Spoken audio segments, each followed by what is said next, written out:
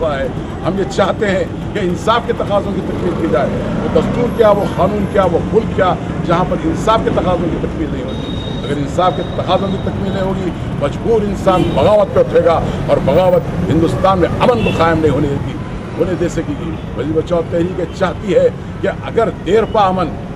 खुसूसी अमन, वाजबी अमन हिंदुस्तान में अगर कायम होना है तो बाबरी मस्जिद की उसी मुकाम पर तामीर लाजमी है जब तक कि हिंदुस्तान में अमन कायम नहीं हो सकता। मजलिस बचाओ तहरीक की तरफ से जो आंध्र प्रदेश बंद और यौम सियाह का ऐलान किया गया था, पूरा हैदराबाद, आंध्र प्रदेश, मुझे अभी अजलाओं से भी टेलीफोन कॉल्स मिले हैं। निज़ामाबाद, भैंसा, बोधन, आदिलाबाद, करीमनगर, नलगुंडा, मुख्तलिफ़ मुकामात से सुबह से टेलीफोन कॉल्स आ रहे हैं कि जो बंद मजलिस बचाओ तहरीक की तरफ से ऐलान किया गया था मुकम्मिल बंद है और यौम सियाह है। मुसलमान भी अपने घरों पर काले झंडे लगाए हुए हैं और मैं समझता हूँ कि इस बंद की कामयाबी हुकूमत को ये मैसेज दे रही है कि 20 साल के अरसे गुजरने के बावजूद मुसलमान बाबरी मस्जिद की शहादत को नहीं भूले। दूसरी चीज़, आज मजलिस बचाओ तहरीक की तरफ से गवर्नर को एक मेमोरेंडम पेश किया जाएगा, आंध्र प्रदेश गवर्नर को। ये मेमोरेंडम जो सदर जमहूरिया को रवाना है, इस मेमोरेंडम में हमने ये मुतालबा किया है कि बाबरी मस्जिद की दोबारा उसी मुकाम पर तामीर की जाए। सारा शहर अमन है और मैं चाहता हूँ कि किसी अफवाहों पर ध्यान न दें,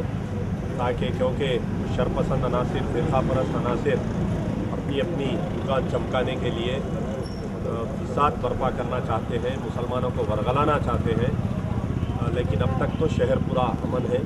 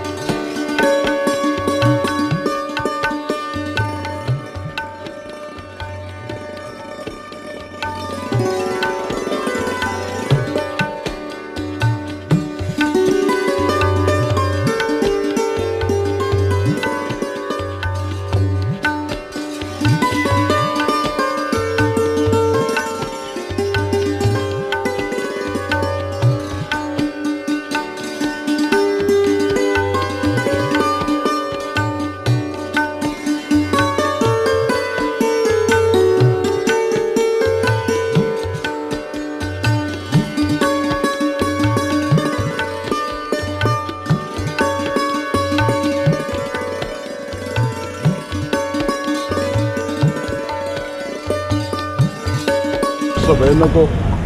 दस्तूर की हुक्मरानी के परख से उड़ा दिए गए और पुलिस की मौजूदगी में बाबरी मस्जिद को, मुसलमानों की बाबरी मस्जिद को दिन दहाड़े शहीद किया गया। हिंदुस्तान का दस्तूर यह है कि हर मुजरिम को सज़ा दी जाए और वो गर्दन जो दस्तूर के ख़िलाफ़ हो और हुकूमत के ख़िलाफ़ या हिंदुस्तान के ख़िलाफ़ अगर जंग करना चाहे तो उसको मोड़ने की ताकत हिंदुस्तान के हाथों में है। इसी तरह एक मिसाल हमारे सामने है कि हिंदुस्तान के महात्मा गांधी जी के कातिल को नाथूराम गोडसे को सज़ा दी गई और फिर हालिया अजमल खस्साब को हिंदुस्तान के दस्तूर तख्तेदार पर चढ़ाया। तो फिर क्या बात है कि लिब्राहन कमीशन ने जब बाबरी मस्जिद की शहादत में अडवाणी को सब मुजरिम करार दिया, मुन्नी मुनव्वर को जोशी को मुजरिम करार दिया, तो कमज़ोर क्यों हो गया दस्तूर? हिंदुस्तान का बाबरी मस्जिद के इन मुजरिमों को तख्तेदार पर चढ़ाने से कोई बात है जो रोकती है हिंदुस्तान के दस्तूर को? आज हिंदुस्तान का मुसलमान एक सीसा पिलाई हुई दीवार बनकर, ख़ास तौर पर गाज़ी मिल्लत अमानुल्लाह खान साहब ने जिस तरह बाबरी मस्जिद की शहादत के बाद एक जज्बे के तहत एक इनकलाबी नारा लगाया कि बाबरी मस्जिद को उसी मकाम पर बनाएंगे, आज वही जज्बा वही मदनी बचाओ तहरीक के कारकुन में है, हैदराबाद के एक नौजवान में है। सारे हिंदुस्तान ने गाज़ी मिल्लत की आवाज़ पे नारे तकबीर बुलंद किया। आज बाबरी मस्जिद को उस जगह बनाना हमारी ज़िंदगी का अहम तरीन मकसद है। हम आने वाली नस्लों को ये वसीयत करने के हक़ में है कि बाबरी मस्जिद को उस जगह में ये मजलिस बचाओ तहरीक का एक वक्त हमेशा की तरह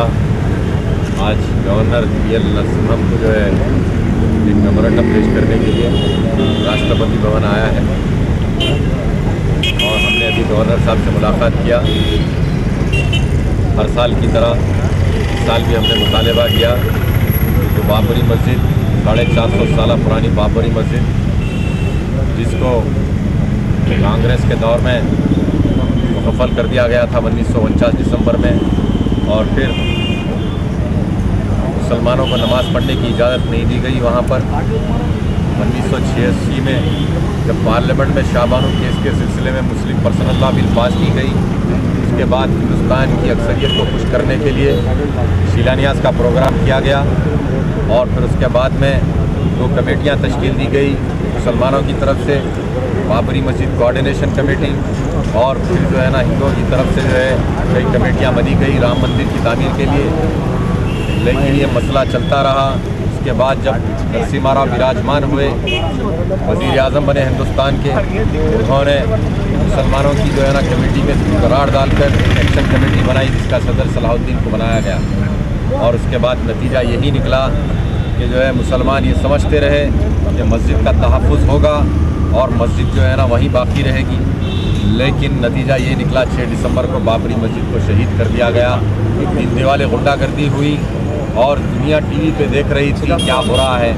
लेकिन हिंदुस्तान की फ़ौजें इतनी कमज़ोर थीं, हिंदुस्तान का दस्तूर इतना कमज़ोर पड़ गया कि फ़िरक़ा परस्तों के सामने जो है कुछ कर नहीं सके, बल्कि मस्जिद शहीद हो गई।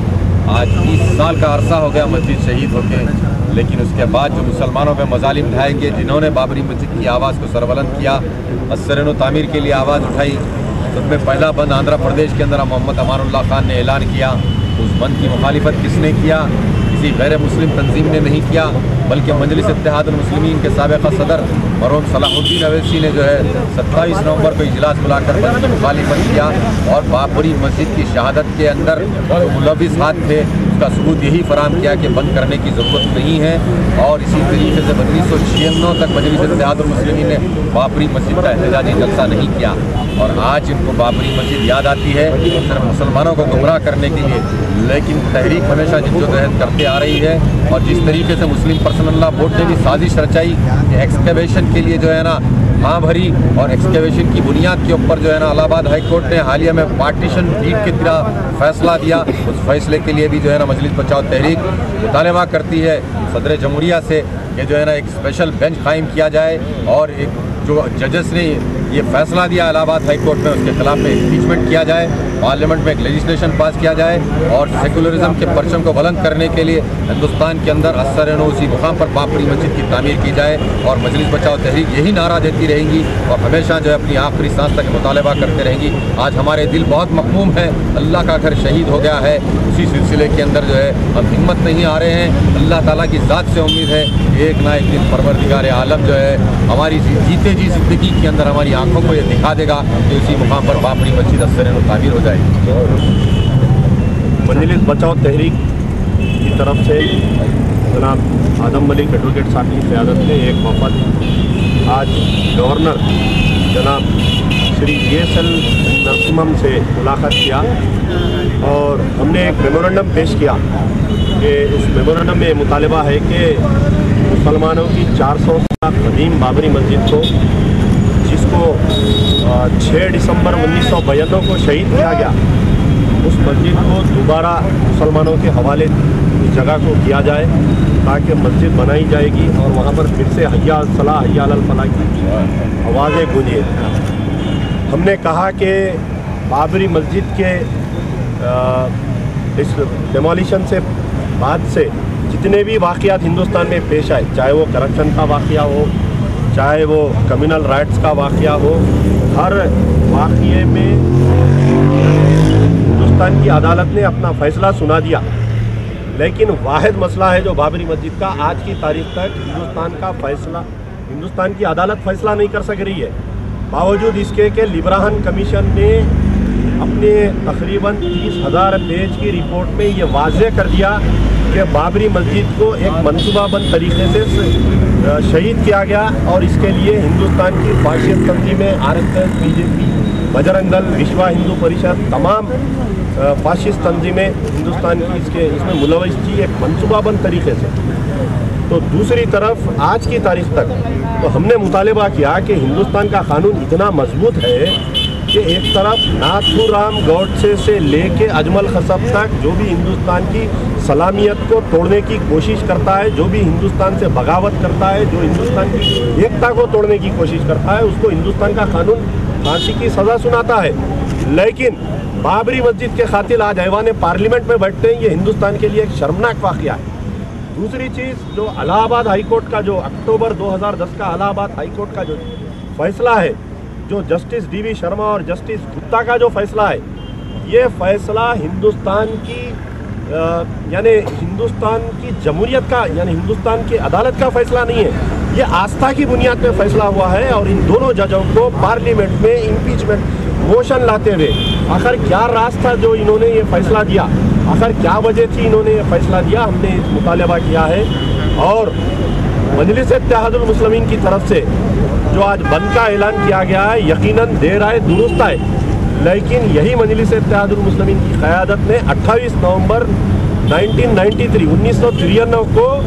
जिस वक़्त मजलिस बचाओ तहरीक के मरहूम सदर गाजी मिल्लत अलहाज मोहम्मद अमानुल्लाह खान ने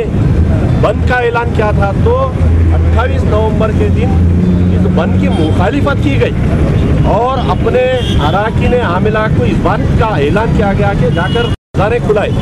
आज इतने सालों के बाद में मजलिस इत्तेहादुल मुस्लिमीन की क़यादत से जो बंद का ऐलान किया गया, ये सिर्फ एक इलेक्शन प्रोपेगेंडा, इलेक्शन स्टंट है,